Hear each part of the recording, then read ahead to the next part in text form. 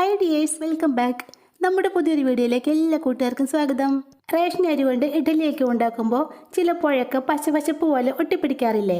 ഒട്ടും തന്നെ ഒട്ടിപ്പിടിക്കാതെ നല്ല പെർഫെക്റ്റ് ഇഡലി ഉണ്ടാക്കാനായിട്ട് അരി കുതിർക്കുമ്പോഴും അരയ്ക്കുമ്പോഴും അതുപോലെ തന്നെ മാവ് കൂട്ടി വയ്ക്കുമ്പോഴൊക്കെ ഇതുപോലുള്ള കുറച്ച് കുഞ്ഞു കുഞ്ഞു കാര്യങ്ങൾ ചെയ്താൽ മതി. അപ്പോൾ നമ്മുടെ തുമ്പപ്പൂ പോലെ സോഫ്റ്റായ ഇഡലി ഉണ്ടാക്കുന്നത് എങ്ങനെയാണെന്ന് കണ്ടാലോ? ഇഡലി ഉണ്ടാക്കാനായിട്ട് ഞാനിവിടെ 1 ഗ്ലാസ് റേഷൻ പച്ചരിയാണ് എടുത്തിട്ടുള്ളത്.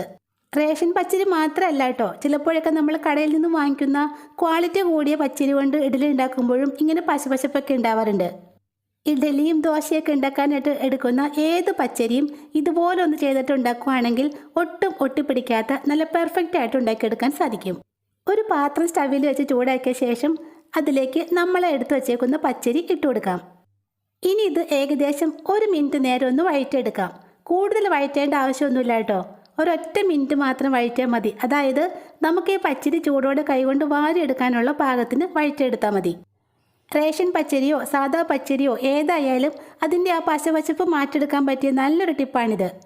അപ്പോൾ ഇതാ ഞാനിവിടെ അരി പാകത്തിന് ചൂടാക്കി എടുത്തിട്ടുണ്ട്. ഇനി ഇത് നമുക്കൊരു പാത്രത്തിലേക്ക് ഇട്ട് കൊടുക്കാം. ഇതിന് ചൂടാറുന്നതിന് മുമ്പ് തന്നെ നമുക്കിതൊന്ന് കഴുകിയെടുക്കണം. അരിയോടൊപ്പം നമുക്ക് 2 ഐറ്റംസ് കൂടി ചേർത്ത് കഴുകിയെടുക്കാം. 1 ഗ്ലാസ് പച്ചരിയാണ് നമ്മളിവിടെ എടുത്തിട്ടുള്ളത്. അതേ ഗ്ലാസ്സിന് 1/4 ഗ്ലാസോളം ഉഴുന്നാണ് നമുക്കിതിലേക്ക് വേണ്ടത്. 1 ടീസ്പൂൺ ഉലുവ കൂടി ചേർത്ത് നമുക്കിത് നന്നായിട്ടൊന്ന് കഴുകിയെടുക്കാം. വെള്ളം ഒഴിച്ച് 3 പ്രാവശ്യമെങ്കിലും കൈകൊണ്ട് നന്നായിട്ട് തിരുമ്മി കഴുകിയെടുക്കണം. നിങ്ങൾക്ക് വേണമെങ്കിൽ അരിയും ഉഴുന്നൊക്കെ സെപ്പറേറ്റ് ആയിട്ട് കഴുകി സോക്ക് ചെയ്യാൻ വെക്കാവുന്നതാണ്. ഞാനിപ്പോൾ അങ്ങനെ ചെയ്യുന്നില്ല, എല്ലാം കൂടി ഒരുമിച്ചിട്ടാണ് കഴുകിയെടുക്കുന്നത്. നന്നായിട്ട് കഴുകിയെടുത്ത ശേഷം നമുക്കിതിലേക്ക് നികക്ക വെള്ളം ഒഴിച്ചു കൊടുക്കാം. ഇനി ഏകദേശം ഒരു 5 മണിക്കൂർ നേരത്തേക്ക് ഇത് സോക്ക് ചെയ്യാനായിട്ടൊന്ന് മാറ്റി വയ്ക്കാം. പിന്നെ ഇഡലിയും ദോശയൊക്കെ ഉണ്ടാക്കാനായിട്ട് അരിയും ഉഴുന്നൊക്കെ വെള്ളത്തിലിട്ട് കുതിർത്തെടുക്കുമ്പോൾ കുറഞ്ഞത് 4 മണിക്കൂറെങ്കിലും കുതിർത്തെടുക്കാൻ ശ്രദ്ധിക്കണം. എങ്കിൽ മാത്രമേ നല്ല പെർഫെക്റ്റ് ആയിട്ട് ഇതൊക്കെ നമുക്ക് ഉണ്ടാക്കിയെടുക്കാൻ സാധിക്കുകയുള്ളൂ. 5 മണിക്കൂറോളം ഞാനിവിടെ കുതിർത്തെടുത്ത അരിയും ഉഴുന്നുമാണ് കേട്ടോ ഇത്. നന്നായിട്ട് കുതിർന്ന് കിട്ടിയിട്ടുണ്ട്.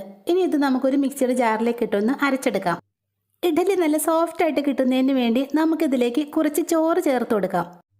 നമ്മൾ ആ അരിയും ഉഴുന്നൊക്കെ കളന്നെടുത്ത പാത്രം ഏതാണോ ആ പാത്രത്തിന് 1/2 പാത്രം ചോറ് കൂടി നമുക്കിതിലേക്ക് ഇട്ടൊന്ന് അരച്ചെടുക്കണം. ഞാനിവിടെ അളവ് പാത്രമായിട്ട് എടുത്തത് 1 ഗ്ലാസ്സാണ്. അതുകൊണ്ട് ഗ്ലാസ്സിന് 1/2 ഗ്ലാസ് ചോറാണ് ചേർത്ത് കൊടുക്കുന്നത്.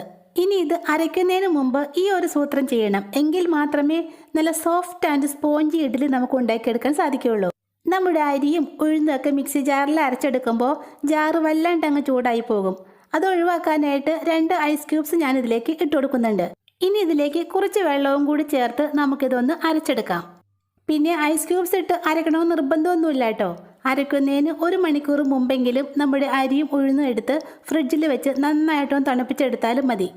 അരയ്ക്കുന്ന സമയത്ത് മിക്സി ജാറ് ചൂടാവുകയും നമ്മുടെ ഉഴുന്ന് വല്ലാണ്ട് അങ്ങ് വെന്തു പോവുകയും ചെയ്യും. ഈ സമയത്ത് ഉഴുന്നിൻ്റെ പശിമയും ടേസ്റ്റ് നഷ്ടപ്പെടും. അതൊഴിവാക്കുന്നതിന് വേണ്ടിയാണ് ഐസ് ക്യൂബ്സ് ഇടുന്നതും ഫ്രിഡ്ജിൽ വെച്ച് തണുപ്പിച്ചെടുക്കുന്നതും. അതുപോലെ തന്നെ ഇഡലിക്ക് മാവ് അരയ്ക്കുമ്പോൾ വെള്ളം കുറേശ്ശെ ഒഴിച്ച് നല്ല കട്ടിക്ക് വേണം അരച്ചെടുക്കാൻ. നല്ല തിക്ക് മാവാണ് ഇഡലിക്ക് നല്ലത്. അതായത് ഇഡലി തട്ടിലേക്ക് മാവ് കോരി ഒഴിക്കുമ്പോൾ ഒഴിച്ചെടുത്തിരിക്കണം മാവ്. എങ്കിൽ മാത്രമേ നല്ല പെർഫെക്റ്റ് ഇഡലി ഉണ്ടാക്കിയെടുക്കാൻ പറ്റൂ. ഇതാ ഞാനിവിടെ ഇഡലി മാവ് അരച്ചെടുത്തിട്ടുണ്ട്. ഇനി ഇതൊരു പാത്രത്തിലേക്ക് ഒഴിച്ചു കൊടുക്കാം. കണ്ടോ, വെള്ളത്തിൻ്റെ അളവ് കുറച്ച് നല്ല കട്ടിക്ക് തന്നെയാണ് ഞാനിവിടെ മാവ് തയ്യാറാക്കിയിട്ടുള്ളത്. ഇതുപോലെ നല്ല തിക്കായിട്ട് തന്നെ വേണം മാവ് തയ്യാറാക്കിയെടുക്കാൻ. മാവ് പാത്രത്തിലേക്ക് ഒഴിച്ചതിന് ശേഷം നമുക്കിത് നന്നായിട്ടൊന്ന് ഇളക്കി മിക്സാക്കി എടുക്കണം. കൈ കൊണ്ട് ഏകദേശം 5 മിനിറ്റോളം നമുക്കിതൊന്ന് ഇളക്കിയെടുക്കാം. ഇതുപോലെ മാവ് കോരി ഒഴിച്ച് പതപ്പിച്ചെടുക്കണം. പിന്നെ നമ്മളിതിലേക്ക് ഈസ്റ്റോ ബേക്കിംഗ് സോഡയോ പുളിമാവോ ഒന്നും തന്നെ ചേർക്കുന്നില്ല കേട്ടോ. അല്ലാതെ തന്നെ നമ്മുടെ മാവ് നല്ല പെർഫെക്റ്റ് ആയിട്ട് പൊന്തി വരും. നന്നായിട്ട് ഇളക്കി മിക്സാക്കിയ ശേഷം നമുക്ക് ഈ പാത്രം ഒന്ന് അടച്ച് ഇതൊന്ന് പുളിപ്പിക്കാനായിട്ട് മാറ്റി വയ്ക്കാം. കുറഞ്ഞത് 8 മണിക്കൂറെങ്കിലും റെസ്റ്റ് ചെയ്യാൻ വെച്ചാൽ മാത്രമേ നമ്മുടെ മാവ് നന്നായിട്ട് പുളിച്ച് പൊന്തി വരികയുള്ളൂ. തലേ ദിവസം രാത്രിയിൽ തയ്യാറാക്കി വെച്ച നമ്മുടെ ഇഡലി മാവ് എന്തായെന്ന് ഒന്ന് നോക്കിയാലോ? കണ്ടോ, ഈസ്റ്റോ ബേക്കിംഗ് സോഡയോ പുളിമാവോ ഒന്നും തന്നെ ചേർക്കാതെ നല്ല പെർഫെക്റ്റ് ഇഡലി ബാറ്ററാണ് നമുക്കിവിടെ കിട്ടിയിട്ടുള്ളത്. കോരി എടുക്കുമ്പോൾ നല്ല തിക്കായിട്ട് നല്ല വെണ്ണ പോലെയുണ്ട് നമ്മുടെ ഇഡലി മാവ്. പിന്നെ അരയ്ക്കുന്ന സമയത്ത് ഞാനിതിലേക്ക് ഉപ്പ് ചേർത്തിട്ടില്ലായിരുന്നു. ഇഡലി ബാറ്ററിലേക്ക് ആവശ്യത്തിന് ഉപ്പ് ചേർത്തതിന് ശേഷം 1 സ്പൂണ് കൊണ്ട് മെല്ലെ ഒന്ന് ഇളക്കി മിക്സാക്കി കൊടുക്കാം. അധികം അങ്ങോട്ട് കുത്തി ഇളക്കരുത് കേട്ടോ. സ്പൂണ് കൊണ്ട് ഉപ്പ് മെല്ലെ ഒന്ന് ഇളക്കി മിക്സാക്കി കൊടുത്താൽ മാത്രം മതി. ഉപ്പ് ചേർത്തതിന് ശേഷം വേണമെങ്കിൽ ഒരു 10 മിനിറ്റ് കൂടി റെസ്റ്റ് ചെയ്യാനായിട്ട് മാറ്റി വയ്ക്കാം. ഞാൻ അങ്ങനെ ചെയ്യുന്നില്ല കേട്ടോ, ഞാൻ ഇപ്പം തന്നെ ഇഡ്ഡലി ഉണ്ടാക്കുകയാണ്. നല്ല പെർഫെക്റ്റ് ഇഡ്ഡലി കിട്ടുന്നതിന് വേണ്ടി അരി കുതിർത്തപ്പോഴും അരച്ചപ്പോഴും മാവ് കൂട്ടി വെച്ചപ്പോഴൊക്കെ നമ്മൾ ചില കാര്യങ്ങൾ ചെയ്തു. അതുപോലെ തന്നെ വേവിച്ചെടുക്കുമ്പോഴും ചില കാര്യങ്ങൾ ചെയ്താൽ മാത്രമേ അരികൊന്നും പൊട്ടിപ്പോവാത്ത നല്ല സ്പോഞ്ച് ഇഡ്ഡലി നമുക്ക് ഉണ്ടാക്കിയെടുക്കാൻ പറ്റൂ. ഇഡ്ഡലി തട്ട് നന്നായിട്ട് കഴുകി തുടച്ച് ഉണക്കിയതിന് ശേഷം മാത്രം അതിലേക്ക് കുറച്ച് എണ്ണയോ വെളിച്ചെണ്ണയോ തേച്ച് കൊടുക്കാം. തട്ടിൽ നനവുണ്ടായി കഴിഞ്ഞാൽ നമ്മൾ ഇഡ്ഡലി പാകം ചെയ്ത് തട്ടിൽ നിന്നും പെറുക്കിയെടുക്കുമ്പോൾ അത് പൊട്ടിപ്പോവാനുള്ള ചാൻസ് ഉണ്ട്. അതുപോലെ തന്നെ ഇഡ്ഡലി പാത്രത്തിൽ ആവശ്യത്തിന് വെള്ളം ഒഴിച്ച് നന്നായിട്ടും തിളപ്പിക്കണം. അതിനുശേഷം മാത്രമാണ് നമ്മൾ എണ്ണ പുരട്ടി വെച്ചേക്കുന്ന തട്ടെടുത്ത് പാത്രത്തിലേക്ക് വെക്കാൻ പാടുള്ളൂ. തട്ടിറക്കി വെച്ചതിന് ശേഷം നമുക്ക് ആ ഇഡ്ഡലി മാവ് ഓരോ കയ്യിൽ വീതം കോരി തട്ടിലേക്ക് ഒഴിച്ചു കൊടുക്കാം. നല്ല തിക്കായിട്ട് മാവ് അരച്ചത് കാരണം ഒഴിച്ചാൽ ഒഴിച്ചെടുത്ത് മാവ് ഇരിക്കുന്നത് കണ്ടോ, ഇതുപോലെ വേണം ഇഡ്ഡലിക്ക് മാവ് അരച്ചെടുക്കാൻ. അതുപോലെ തന്നെ ഓരോ കുഴികളിലും 1/4 ഭാഗം മാത്രമേ മാവ് ഒഴിച്ചു കൊടുക്കാൻ പാടുള്ളൂ. അല്ലെങ്കിൽ ഇഡ്ഡലി വെന്ത് വരുമ്പോൾ പുറത്തേക്കെല്ലാം പരന്നു പോയി ഷേപ്പ് ഇല്ലാതാകും. അരി കുതിർത്തപ്പോഴും അരച്ചപ്പോഴും മാവ് കൂട്ടിയപ്പോഴൊക്കെ നമ്മൾ ചെയ്തതുപോലെ തന്നെ ഇഡ്ഡലി വേവിക്കുമ്പോഴും ഒരു പ്രധാന കാര്യം ചെയ്യാൻ മറക്കരുത്.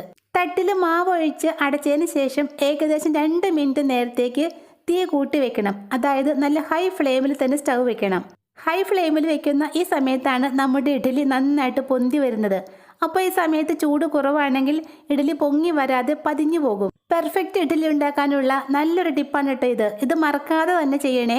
2 മിനിറ്റ് നേരം ഹൈ ഫ്ലെയിമിലിട്ടതിന് ശേഷം ഫ്ലെയിം കുറച്ച് ഏകദേശം 4 മിനിറ്റ് നേരം കൂടി മീഡിയം ഫ്ലെയിമിലിട്ട് നമുക്കിതൊന്ന് കുക്ക് ചെയ്തെടുക്കാം. ഏകദേശം ഒരു 7-8 മിനിറ്റ് ആയപ്പോഴേക്കും നമ്മുടെ ഇഡ്ഡലി നന്നായിട്ട് വെന്ത് വന്നിട്ടുണ്ട്.